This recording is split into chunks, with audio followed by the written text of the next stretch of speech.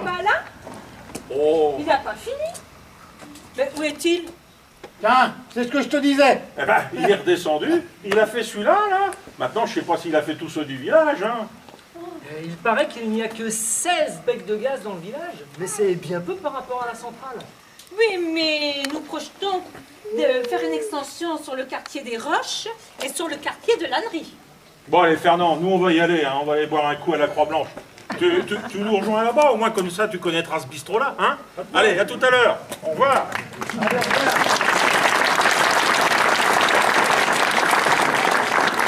J'ai entendu dire qu'il y avait 426 becs de gaz à la centrale. C'est autre chose que ce chantier-là pour les nettoyer.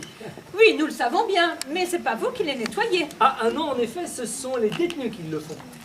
Oui, c'est une main-d'œuvre à bon marché. Mais n'oubliez pas que c'est la compagnie qui les paye. Oui, mais je ne sais pas si cela va durer. Vous savez qu'il y a une nouvelle source d'énergie bien plus moderne, c'est l'électricité. Et d'ailleurs, l'activité, en effet, il va peut-être falloir diversifier vos activités. Mais c'est une activité qui est depuis 1905. D'ailleurs, mon mari a été directeur de 1905 à 1910. Et à la fin de la guerre, Léon a repris ses fonctions ici, après avoir passé 9 ans à Roy dans la Somme, dans une autre usine à gaz. Roi dans la Somme pendant la guerre, mais ça c'était côté allemand. À 1,5 km des tranchées françaises. Mais au début, les Allemands ont vite envahi la région. On a été plus souvent sous le feu qu'on ne l'aurait voulu. En 17, c'est redevenu français. Là, je suis repartie avec ma famille, avec mes plus jeunes. Et mon mari, lui, a été prisonnier avec mes 3 fils aînés. Et donc après la guerre, une fois la famille réunie, vous êtes revenu à Fontevraud et vous avez repris l'activité? Mais c'est une activité qui se perpétue de père en fils dans la famille Rousseau. Eh bien, mais vous savez, en effet, il va peut-être falloir diversifier vos activités. Hein. Mais oui, on en parle. Mais vous savez, la preuve, c'est que mon mari, il a racheté l'usine. Et à la compagnie d'exploitation d'éclairage et de chauffage par le gaz. Il projette de faire une extension sur l'Annerie et sur le quartier des Roches. Ça, c'est votre projet.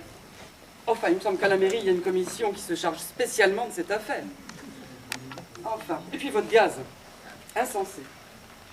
Il est passé de 40 centimes le mètre cube avant la guerre à 1,60 franc aujourd'hui. Vous croyez qu'on va continuer à s'éclairer au gaz? Mais Ridicule. dites donc, le prix du charbon, il a fortement augmenté aussi pour faire cette fameuse électricité.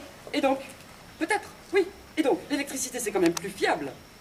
Ça n'augmente pas comme ça, c'est moins dangereux, et ça n'explose pas. Ah, ça, vous avez parfaitement raison, madame. Je vous le dis. La preuve, à Paris, par exemple, il y a déjà de l'éclairage à l'électricité un peu partout. C'est d'ailleurs ce qu'annonçait l'exposition universelle de 1900. Oui, ça je m'en souviens lorsque j'y suis allée en 1889. Mais, vous savez, dans nos villages, rien n'a changé, hein. C'est pas pour demain. Hein. Mais ça, c'est vous qui le dites. Enfin, à Saumur, il me semble qu'il y a une centaine d'habitations qui sont déjà équipées depuis plus de 20 ans déjà. Ah, ça, l'éclairage en ville se fait au gaz. Mais le chauffage, il ne se fera jamais à l'électricité.